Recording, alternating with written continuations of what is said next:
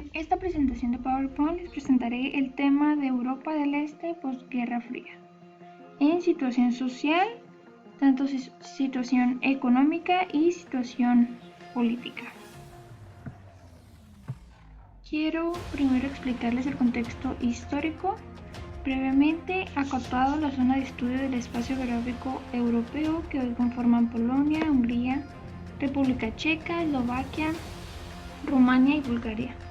Estados como la antigua parte de la Alemania unida, a la antigua Yugoslavia, especialmente Eslovenia. En primer lugar, tenemos que el desarrollo histórico de esta zona del continente estuvo ligado la mayor parte de este periodo de tiempo, desde 1945 hasta 1989, a las directrices marcadas desde la URSS. En segundo aspecto, no menos importante, aunque más desconocido, es que el ámbito geográfico conocido durante la Guerra Fría como Europa del Este estaba lejos de constituir un todo homogéneo. Como antecedente está la década de los 80 y especialmente el último lustro de esta supuso el fin de Europa Central y del Este, de un modelo que había sido instaurado en 1945 y que trató de ser la alternativa al capitalismo. Aquí haremos referencia a la pertenencia de cada uno de esos países dentro del marco geográfico continental europeo, como los actuales países de Polonia, República Checa, Eslovaquia, Hungría, Eslovenia, que han formado parte a lo largo de la historia de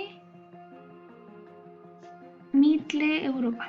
Los restantes serían Bulgaria, Rumania, Albania y el resto de la antigua Yugoslavia, que han sido estados históricamente vinculados con la parte sudoriental del continente europeo.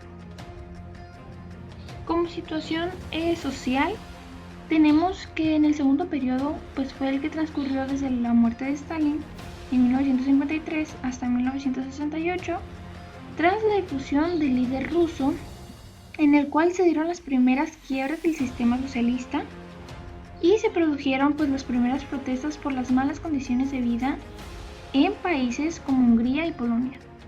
En este último además se llevaron a cabo protestas de tipo político contra la tutela soviética vía partido único. Esta crisis fueron especialmente relevantes en Polonia y Hungría en 1956, también se dieron en Rumania en 1964 y Checoslovaquia en 1968. Esta última culminó con la ocupación por tropas soviéticas del Pacto de Varsovia en la primavera de 1968 de la capital de Praga, y se volvía así al principio de la soberanía limitada, en contra de cualquier revisionismo que se pusiera en duda o en contra de la ortodoxia socialista. Como aspecto económico, se dio la crisis económica de 1973 y de 1979, que tanto afectaron a los países del este de otras partes al inicio, tras la conferencia de Helsinki en 1975 de la Segunda Guerra Fría. La década de los 70 fue un periodo de constantes tensiones entre aquellos países cuyo deterioro político y económico era evidente entre Polonia, Checoslovaquia, Hungría y la Unión Soviética. También a mediados de los 70 la crisis económica en Yugoslavia era patente, a la que se añadió también una agobiante deuda externa.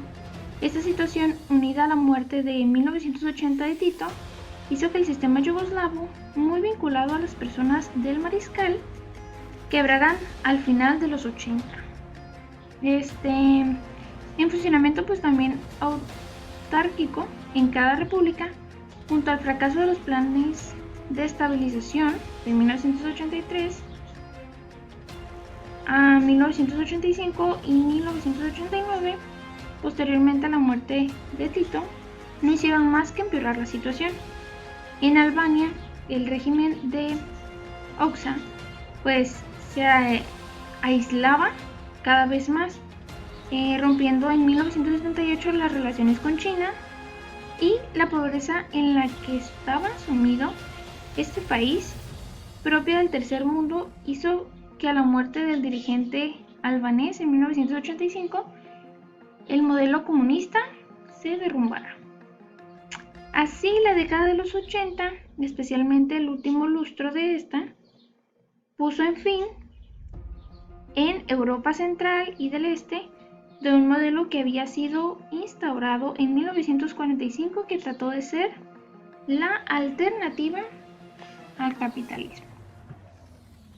Tenemos aquí también como aspecto político que al final del sistema comunista en la Europa del Este respondió estructuralmente, internamente obviamente, el carácter de imposición y la falta de legitimidad democrática que los regímenes comunistas tenían estos países.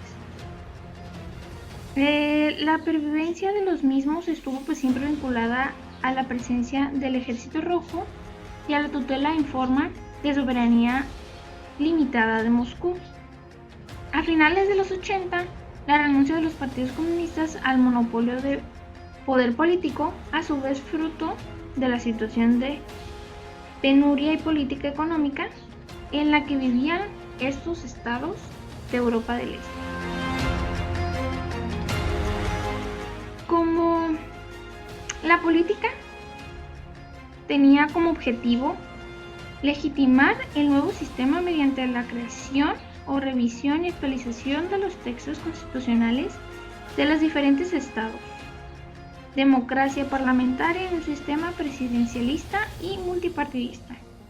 Son los ejes básicos en torno a los que giran los nuevos sistemas. Este proceso pues ha establecido diferentes entre aquellos países más desarrollados, Polonia, Hungría y Checoslovaquia, entre otros, donde los partidos comunistas o herederos pertenecieron a las elecciones, y de otra parte pues los menos desarrollados, que fueron Rumania, Bulgaria y Albania, pues estos se mantuvieron en el poder. También vemos que al mismo tiempo que se iniciaba la transición política, se acometía en un contexto de recesión mundial la transición económica. El paso de una economía socialista a una de marco de costes sociales para todos estos países, así la división hecha anteriormente para la transición política se trasladaba también a la hora de diferenciar aquellos países del este, más o menos desarrollados económicamente, en los que las medidas transitorias hacían una economía de mercado fueron exitosas o por el contrario no han ganado. Y muchísimas gracias por escuchar y por ver mi video. Sería todo. Gracias, bye. Y sería todo.